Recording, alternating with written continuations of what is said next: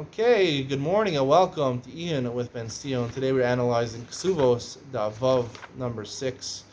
The Gemara presents both Malchos Tanoim, whether technically you're allowed to have Bia Rishona for the Psula on Shabbos or not. The Gemara on Hayam and Beis said the different studim, is Dam Chaburi Michbar, Dam Mifkad Pocket. The Gemara ultimately concludes, basically on Dav Vav and Beis, but also on Dav Zayim and Aleph, says it clearly that you're allowed to have Bia Rishona on Shabbos, Friday night. That's the Psak Halacha. So generally, why is that? Because we hold like Reb Shimon. We hold like Reb Shimon, Darashim Miskavin. And the Gemara asks on Vavam and Beis why it's not a Psik Reishe, right? Why is it not considered a Psik Reishe? So the Gemara answers that Rov Beki and Bahataya.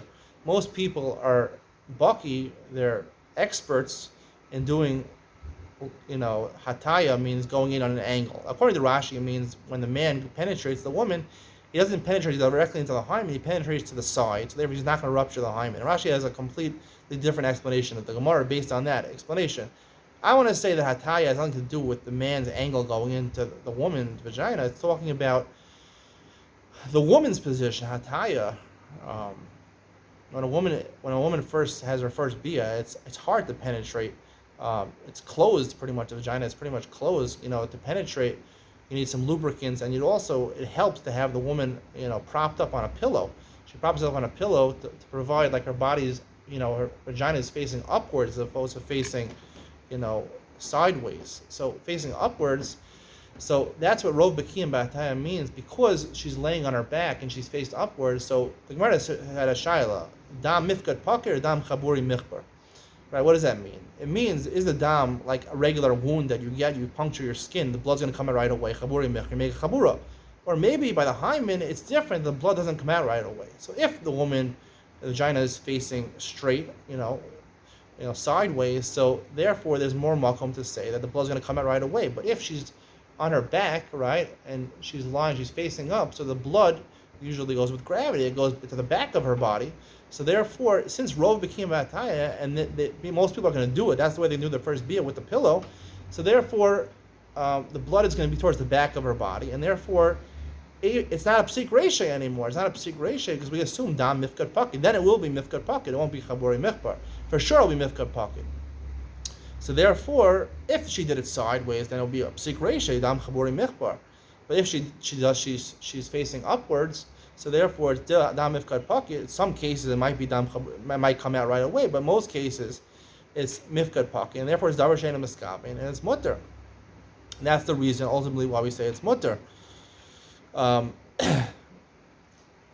the Gemara has a question. The Gemara says, if it's rov beki and bataya, so then why should you? Why the Brisa says that if you're doing bia rishona that night, then you're tarud. Right, you're tar. Why is a person tar the bia rishon? It's called osik mitzvah pater mitzvah, the first bia, because he's not sure he'll have to rupture the hymen. He's not sure. He wants to make sure he's going to rupture the hymen. So the Gemara says if they're doing it in that position, most people do it in that position. It's very easy to break the hymen. He shouldn't be nervous. It shouldn't be osik mitzvah pater mitzvah. So that's where it comes in the fact that it's rov. I explain rov bekin. It's a ruba de leisa come on, which is 80%. I want to say ruba de iskan will be 90%. Maybe in certain cases 95%. We know there's big machlokas, chayshin l'miyuta, not chayshin l'miyuta.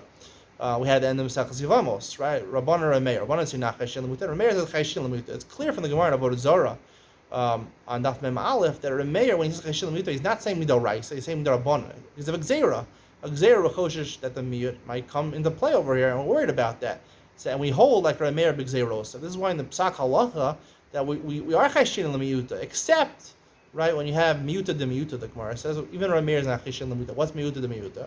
Where you have chazaka, which is 75%, right? A chazaka is a cause, an assumption. Plus, you have miut. So a miut on ruba de leisa come on, 80% is in favor of the ruba de isman, the rov will happen, and 20% ruba won't happen. So you add 75% plus 25%, that is 95%. In 95% chance, then it's considered not chayshin l'miyuta at all. That's why most poskim say that a psik reisha, if it's for sure going to happen, it doesn't have to happen 100% of the time. It's considered a psik reisha. It'll about to happen if the malacha happens 95% of the time. 95% of the time, we do not chayshin l'miyuta, both according to Rameir and according to the Rabbanan. So Rameir, at 95% is not chayshin l'miyuta. Now back to our case over here. right? So Rov Bekim Ataya is Ruba de Leisa Kama, which means 80% of the time, he will break the hymen. She'll be in the right position. He'll break the hymen. But 20% of the time, and what's the problem over here? When you're Ozik Mitzvah Pater and a Mitzvah, 20% of the people will be tired over here. Ozik Mitzvah Pater, they're not going to know how to do Ataya. So, Ozik Mitzvah Pater and a Mitzvah, when you do a Mitzvah, when you're Ozik Mitzvah, it's not that you're allowed to do a Mitzvah. You're Ozik Mitzvah. I want to say, I learned in the Masechah Sukkah, that if you're engaged in a Mitzvah, it's like doing Mitzvah Chavilas, it's assur to do a different Mitzvah. And if you're mechav and do the second mitzvah while you're involved in the first mitzvah, you're over on Baal Tosef. This is a big chiddush I'm saying, but you'll be over on Baal Tosef because you're mechav and do a mitzvah when you're not supposed to do a mitzvah. That's Baal Tosef. So that's the problem over here. So 20%, because we hold our Gemeir, Chayshil Miyuta, Gzera Derabbanan, because of 20% of people that were not going to know how to do Ataya, and therefore are going to worry whether they're going to actually break the hymen or not, the psulim.